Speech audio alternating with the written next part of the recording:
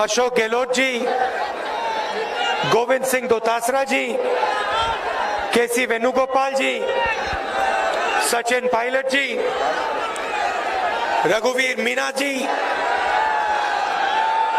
Congress party के हमारे सब नेता, प्यारे कार्यकर्ता, किसान भाइयों, भाई और बहनों, आप सबका यहां दिल से मैं स्वागत करता हूं। नमस्कार। आज मैं आपसे ये जो किसान के जो 3 नए कानून नरेंद्र मोदी जी लाए हैं, इनके बारे में बात करने आया हूं। इन कानूनों के पीछे सोच क्या है, इन कानूनों का लक्ष्य क्या है। अच्छा भैया शांत हो जाएं। इन कानूनों के पीछे लक्ष्य क्या है? 3 कानून हैं। पहला कानून कहता है कि हिंदुस्तान के किसी भी कोने में बड़े से बड़े उद्योगपति जितना भी अनाज, जितना भी फल, जितनी भी सब्जी खरीदना चाहते हैं खरीद सकते हैं। भाई और बहनों,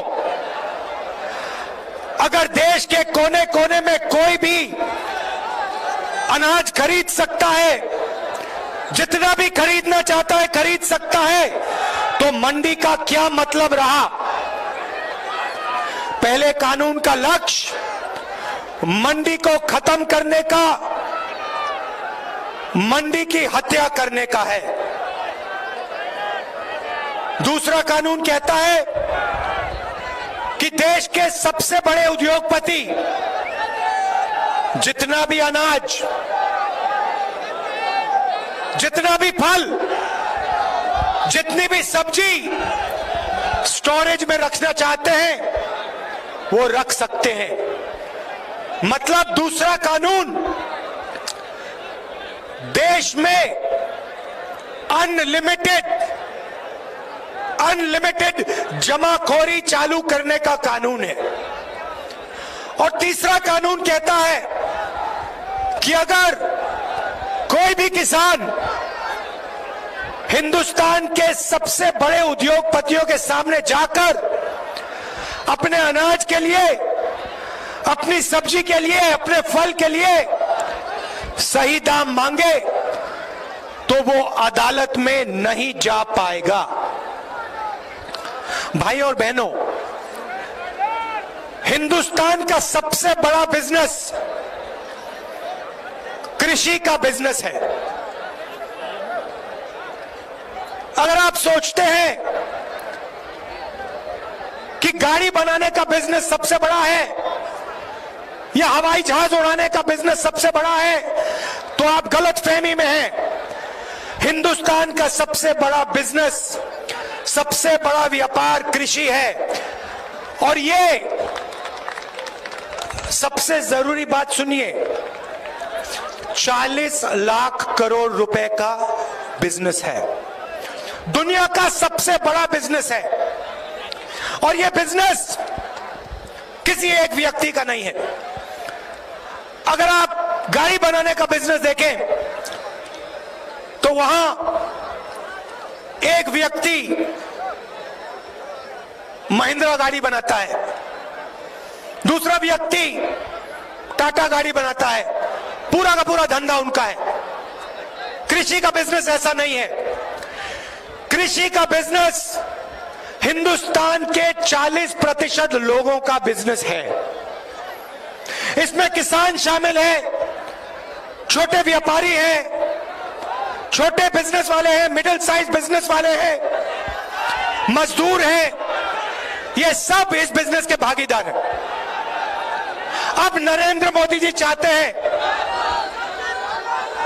नरेंद्र मोदी जी चाहते हैं कि ये पूरा का पूरा बिजनेस उनके 2 मित्रों के हवाले हो जाए। कानूनों का यही लक्ष्य है। नरेंद्र मोदी जी चाहते हैं कि जो आपका है जो 40% हिंदुस्तान का है वो सिर्फ 2 लोगों के हाथ में चला जाए। और हिंदुस्तान का किसान कह रहा है कि हम मर जाएंगे मगर हम ये नहीं होने देंगे, कभी नहीं होने देंगे।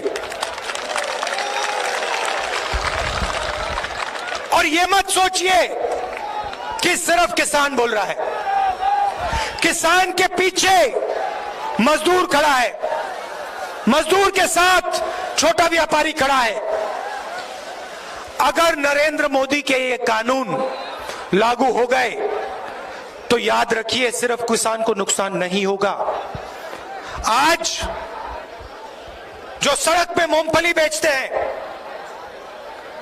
जो अचार बनाते हैं, जो चना बेचते हैं, जो रेड़ी पटरी पे माल बेचते हैं, रेड़ी पटरी वाले, ये सब के सब बेरोजगार हो जाएंगे, एक नहीं बचेगा। सब के सब हिंदुस्तान के सबसे बड़े उद्योगपति के लिए काम करेंगे। और देखिए दूसरे कानून का लक्ष्य समझिए, दूसरे कानून का लक्ष्य समझिए। आज एक व्यक्ति, एक उद्योगपति हिंदुस्तान के 40% अनाज को कंट्रोल करता है। 40% अनाज उसके गोदाम में है। दूसरा कानून इसी व्यक्ति को 80-90% अनाज पे कंट्रोल दे देगा। और अब जो मैं कह रहा हूं उसको अच्छी तरह सुनिए। आने वाले समय में जब किसान अपना माल बेचने जाएगा तो उद्योगपति अपने गोदाम से अनाज, फल और सब्जी मार्केट में डालेगा। जैसे मार्केट में सप्लाई बढ़ेगी वैसे दाम घटेगा और किसान को कम से कम दाम में अपना अनाज, अपना फल, अपनी सब्जी बेचनी पड़ेगी। उसके बाद वही किसान कंज्यूमर बनके फल खरीदने जाएगा, सब्जी खरीदने जाएगा, अनाज खरीदने जाएगा। वही उद्योगपति मार्केट से अनाज, फल, सब्जी खरीद के अपने गोदाम में डालेगा। और जैसे ही वो अपने गोदाम में अनाज, फल और सब्जी डालेगा, दाम एकदम से तेजी से ऊपर बढ़ेगा। और फिर वही किसान जिससे पहली बार चोरी की गई बेचने में, उससे दूसरी बार चोरी की जाएगी खरीदने में।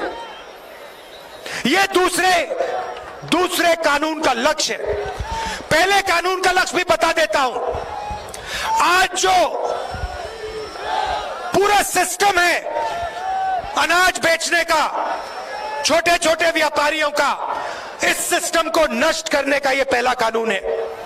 नरेंद्र मोदी जी चाहते हैं कि पूरा का पूरा अनाज, पूरी की पूरी सब्जियां, फल एक ही ब्रांड, एक ही तरीके की सुपरमार्केट, एक ही तरीके की दुकान में पूरी हिंदुस्तान में बिके। यह लक्ष्य है भाइयों और बहनों। और मैं आपको गारंटी देके कह रहा हूं, और मैं सिर्फ किसानों को नहीं कह रहा हूं, मैं छोटे व्यापारियों को कह रहा हूं, मैं छोटे बिजनेस, मिडिल साइज बिजनेस वालों को कह रहा हूं, मैं मजदूरों को कह रहा हूं, मैं युवाओं को कह रहा हूं, सुन लो। बात आज नहीं माननी तो मत मानो, मगर सुन लो।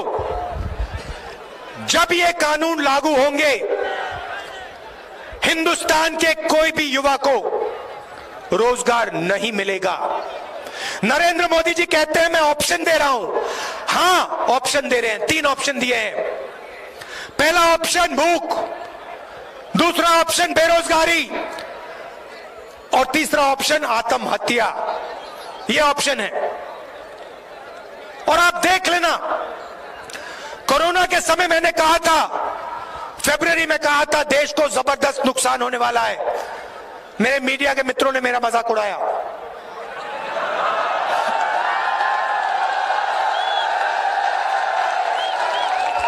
और फिर इन्हीं के घरों में इन्हीं के परिवार के लोग बीमार हुए।